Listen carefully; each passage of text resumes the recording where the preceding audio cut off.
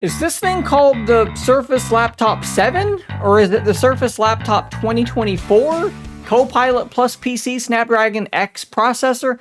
Everywhere I look, reviews call it one thing, and then the listings in stores call it something else. I don't know exactly what to call this thing. I guess I'm just going to call it the Laptop 7. It's been about 5 days since I've had this thing, and I've been using it every single day, about as heavily as I possibly can.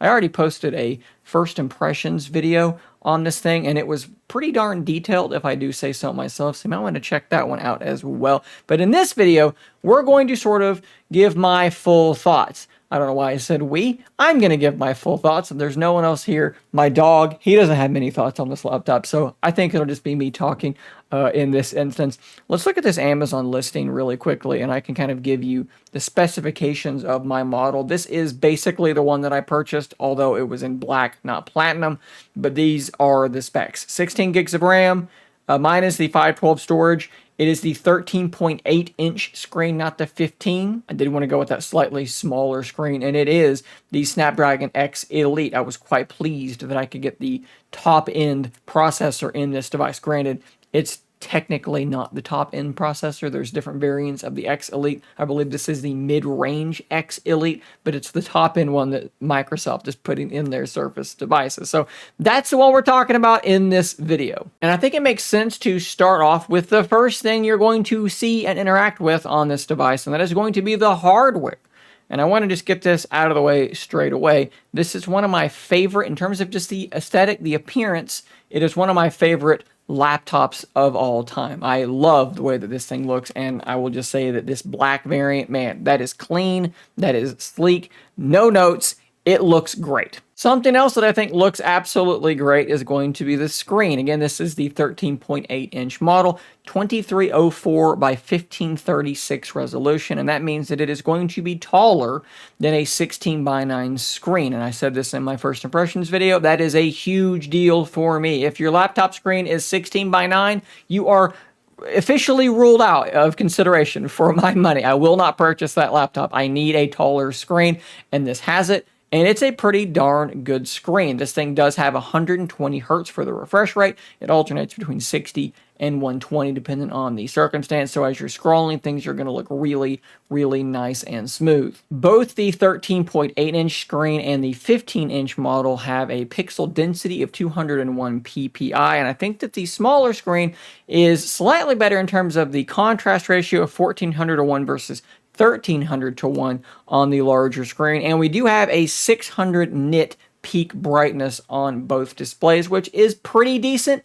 I would love to see like the brightest screens imaginable, but I think 600 is okay. The only real drawback for me on this display is the fact that, man, it is super duper glossy. It is fine indoors, but if you're going to take it outside, it's going to be a real nightmare to try to use. And if you're trying to film that screen like you are seeing throughout this video, reflections are really, really hard to avoid. I would love to see some sort of a matte coating on this thing. Maybe somebody will produce a matte screen protector that would be really, really potentially useful on this thing. Overall, though, the screen is great. I just wish it wasn't so dang reflective. I should also mention that while it is a touch screen, which is another great box to be ticking, it's one of those things that when I don't have it, I really, really miss it. It is not compatible with the Surface Pen, so that might be a big omission, a big miss for some of you. Let's talk about the keyboard and the trackpad. These are two more things that I feel like Microsoft has done pretty darn well with. As I've gotten more and more used to the keyboard, I'm typing just as fast as I'm going to type on just about any other device. There's not a ton of key travel, but you don't really expect like a whole lot on a laptop like this. I think it does really, really well. They're not particularly loud either. You can hear them, but unless you're just banging on them, they're not going to be super distracting. The trackpad is excellent. Okay, trackpads are one of those things that occasionally drive me crazy. I have some issues with like really like fine motor type things, and if your trackpad is inaccurate, it is really not a fun experience for me. I use a lot of Chromebooks, and almost all of them have subpar trackpad experiences. This thing, from the word go, no sort of adjustment was needed. It feels accurate. It feels smooth. It's a great trackpad. It's one of the best trackpads I have ever used, and I adore the fact that it has haptics. When you push on it, you will get this little vibration that simulates a clicking trackpad, and it does a phenomenal job of doing that. It's actually configurable, so you can change how much pressure it takes to do this action. I really, really like it, and it's weird to like praise the trackpad this much, but it's really good. Something else that's like a really important test for me, because I use a 3-finger tap as a middle click. It's what I'm used to using, and a lot of these things just don't do a great job registering that. I don't think it's missed a single time with that gesture, which is really, really good to see. Something else to quickly note about the keyboard is that it does have the Copilot button. Of course, by default, when you click this button, it's going to fire up the Copilot web app right now, although I have used Microsoft Power Toys to configure mine to actually launch Google Gemini, because that's the one that I actually use and prefer.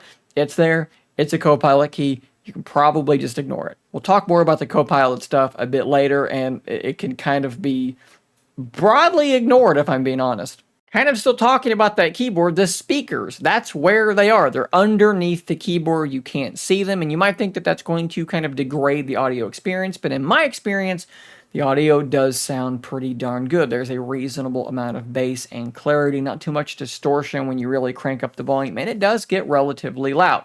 For a 13.8-inch laptop that is, I would say, pretty doggone thin and light, I think the speakers are pretty solid. We're going to try to move a bit more quickly through these last couple of hardware points. The ports on this thing, I think, are a bit of a weakness for me. You do have your proprietary Surface charging port. You do have a single USB-A and then 2 USB-C ports, and that is it. I wish we could somehow have devices that were, again, this thin and this light, but also have like a full array of ports. You may have to turn to a USB-C hub if you want to get more out of this device.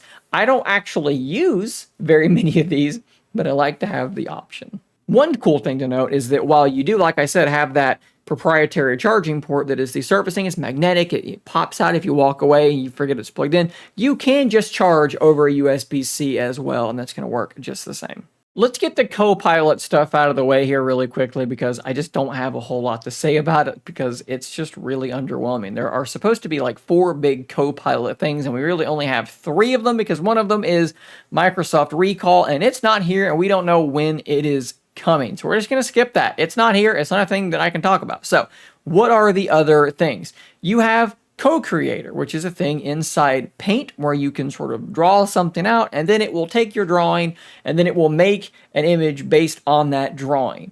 It seems like it works kind of okay, but not that great. This is supposedly running on device locally, which does make it a little bit cooler, but it's just not that useful to me. To some people, it may be fabulously useful, but for me, if I'm going to generate an image, I am much more likely to just fire up Copilot, or in my case, Gemini, and tell it to make an image with words, because I can't draw at all. So it's there. Maybe that's cool. You can also generate images inside the Photos application. This will occur on device. It's very similar to the Co-Creator thing, but instead of drawing and working up that, it uses your words, and again, it works okay, but I would probably just default to actual Copilot or Gemini to make these images. That way, they're going to definitely look better. You also have Cam Studio, which is the thing that's going to live in your little quick settings in the lower right-hand corner, and it will apply different things to your webcam, like different effects, blur, and things like that. It's supposed to be able to do the eye contact thing, where it keeps your eyes looking at the camera. In my experience, I've not really gotten that to work. It doesn't seem like it is functioning for me for some reason. I'm never going to use this stuff either, but it's there. If you do a lot of like video meetings and things like that, and you want to have the portrait blur and all these different effects on your webcam, it's going to use the AI neural processing unit power to do these sorts of things, and that can be potentially useful. The last thing is live translation and live captions. Again, this is all happening on device. So any audio coming through your device, whether it's a video, it's a meeting, it's a call, whatever it might be, it can give you captions and translations in real time, and that does happen on device, and it is quick and seems to work pretty well. But as a whole, the sort of idea of these things as being these Copilot Plus PCs that are powered by AI, without Recall being here, that was the feature, the rest of these seem pretty forgettable, pretty lackluster. You can kind of just ignore them. Good news is, the rest of the device is great. And we're going to get back into the rest of the device and let's talk about the performance, because so far for me, it has been really, really good. Now, I'm going to talk very briefly about some benchmarks, but I'm not going to spend much time on them because I honestly can't really stand benchmarks because I don't really tell you a whole lot about the device itself. I like to talk about what am I doing on the device and what has my experience been. But in terms of those benchmarks, I did Geekbench and I did Cinebench, and here were the results. So I actually posted this Geekbench score on my Threads account, and people got a little bit upset because I expressed my surprise and excitement that it was outscoring my Ryzen 5800X, and apparently my multi-core score is lower than it should be, and people were telling me to enable XMP. XMP is already enabled. I don't care. You're missing the point if you're getting upset about this. It's exciting because this is a very high score, 2594 single core and 13716 in multi-core.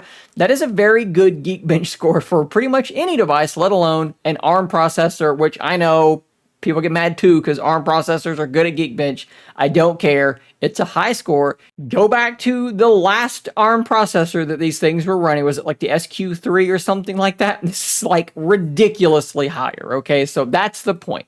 What we had before this versus what we have now is a colossal, massive, gigantic jump forward. And that is the point. Let's talk about Cinebench. So for multi-core, we have a score of 910. You can see where it's falling in line with these other chips. Definitely not competing with Apple and their M1 Ultra chip, or especially not the newer chips up above that. Although I did have a single core score of 117, which is pretty darn solid. Actually topped the list here on my Cinebench. So there you go. More broadly speaking, when it comes to performance, I have been extremely happy. Now, I am not somebody that's doing like 3D rendering and things like that on this device. What I tend to be doing is browsing the web, looking at news stories, taking notes, responding to emails, and I have edited a couple of videos using CapCut. The reason I used CapCut instead of anything else is because I'm familiar with it, and my normal editor, which is Filmora, does not seem to run super duper great. It works, but the rendering speed is slower than it is in CapCut, and that is something that you're going to occasionally encounter. The vast majority of the time, the vast majority of things I was doing, it is extraordinarily fast, but occasionally you will run into those moments where an x86 app that's being emulated doesn't quite run as fast as it probably ought to. Again, Filmora is a good example, but you do have apps like DaVinci Resolve that are actually made for ARM now, and they're going to run really, really well. Adobe apps are kind of the same sort of thing, and that's kind of a problem because this is a device that I think is targeting like creative types, but some of these Adobe apps simply are not there. Like Photoshop, that works great. I believe Photoshop is fully ARM compatible now. But some of their other applications, really big ones like Premiere Pro, do not work at all. They're working on an ARM version. When that's going to arrive, we just don't have an answer. So that is a big problem. But again, I got to stress this to you. The vast majority of stuff I've tried has worked somewhere between flawlessly and really, really well. You can almost entirely forget that this thing is running Windows on ARM. The days of compatibility issues and things just not broadly working are pretty much over with. One thing that I threw at it that I really shouldn't have been surprised that it handled it like completely flawlessly, but because I've done this with Chromebooks and with like my Surface Pro 7 that had a Core i5 and they kind of struggled at this, I was really pleased to see that it handled it so well. It was using a multi-monitor setup. I've got one of these dual portable monitor things. I plugged it in. I wondered how it would work, and it worked perfectly. Absolutely, totally smooth. Could you use this thing as a workstation and have multiple monitors running off of it? You 1000% could. While we're talking about performance, let's talk about gaming. Now, this is explicitly not a gaming laptop, but that does not mean you cannot do some gaming on it. And I've actually been surprised at how well the gaming works. Now, one thing that I want to tell you, one caveat, is that in a lot of the tests you're going to briefly be seen on screen, I'm using something called ASR, which stands for Automatic Super Resolution. I think that's correct. Basically what it does is it renders the game at a lower, a lower resolution, and then it uses some sort of AI process to upscale it to make it look like it's not being rendered at a lower resolution. And you can obtain much higher frame rates by doing this. I talked about this a bit more in depth in my first impressions video, but that is something to consider in this. But when you have this stuff going, you're going to be able to achieve much more playable frame rates on a lot more games. You're looking at Valheim as I'm talking right now, and as you can see, it's running quite well. The settings are sort of middling. It looks pretty decent. The frame rate is nice and stable. Of course, loads of games, like little independent games, things like Dinkum, which is running at full native resolution, no ASR required here. Those are going to run absolutely great, and the screen is really, really nice to look at in games like this. It's going to do really quite well. This is the original Doom, I think from like 2016 or something like that. It's one that I like to use for tests. ASR is on here, and you're able to play this game. In more hectic areas, you may have some frame drops that are going to get in the way, but generally speaking, it's going to be playable. And I've even tested something like Overwatch, which was so very close to being playable. At times it felt great, but there were just some stutters here and there. Although there is a beta driver that is apparently coming that is meant to address some of these issues. So we may see games like Overwatch become playable. Overwatch 2, I should be specific. We may see these games become playable over time. So right now, what I would tell you is not a gaming laptop, but you can absolutely do some gaming on this laptop. In particular, if you're an independent gaming fan, you're going to play Valheim, you're going to play Stardew Valley, you're going to play Dinkum, you're going to play games like that, you're going to have a blast with it, and it's going to work really well. If you're playing competitive shooters, you want to try to install Call of Duty, games where I should point out, games that have an anti-cheat built into them that is like a kernel level thing, right? Like Battle Eye or whatever Call of Duty uses. Those are not going to be compatible at all until those things are ARM compatible. So it's a mixed bag. It's possible, but it's not the best it could be. I would honestly say that the biggest thing holding back gaming on this device for me is the fact that the Xbox app, the app where you can have Game Pass, where you pay whatever it is every month and you have access to hundreds of games, you can only stream games inside that application. You cannot install any of them. Microsoft, what are you doing? Fix this. I can go to Steam and install whatever game I want, and maybe it'll run, maybe it won't. But you won't let me install any games in the Xbox app. If you're taking ARM seriously, you need to address this. Maybe it requires having a section for ARM-compatible games, games you tested that will work on this device. You got to do something. You can't do streaming only. That's really dumb. So what you are both seeing and hearing right now are coming directly from this Surface laptop, the built-in webcam and the built-in microphones. Personally, I think they look and sound okay. They're a little bit grainy. It's a webcam, It's nothing that's crazy good, but it's definitely not bad either. If you're using this for Teams meetings and things like that, I think it's going to do just fine. So let's talk about battery life. This is another one of those places where I could just run benchmarks and give you numbers. But what I want to do is I just want to tell you how I use the laptop and what battery life I'm getting. I think that would be more useful to people in general. So again, like I mentioned earlier, what I typically am doing is I'm in Chrome, which is ARM compatible, and that is a big deal to the battery life. I'm in Chrome, multiple tabs open. I'm reading news articles. I'm looking at social media. I am exchanging emails in Outlook, occasionally just inside Chrome as well. Every once in a while, I'm in something like CapCut editing a video that is an x86 app, and those apps that are emulated are far less efficient on the battery life. And at the end of the day, I've got somewhere like 4, 5, 6 hours of actual screen-on use of this laptop, and I'm sitting somewhere between, I would say, 50 and maybe 60-65% battery life.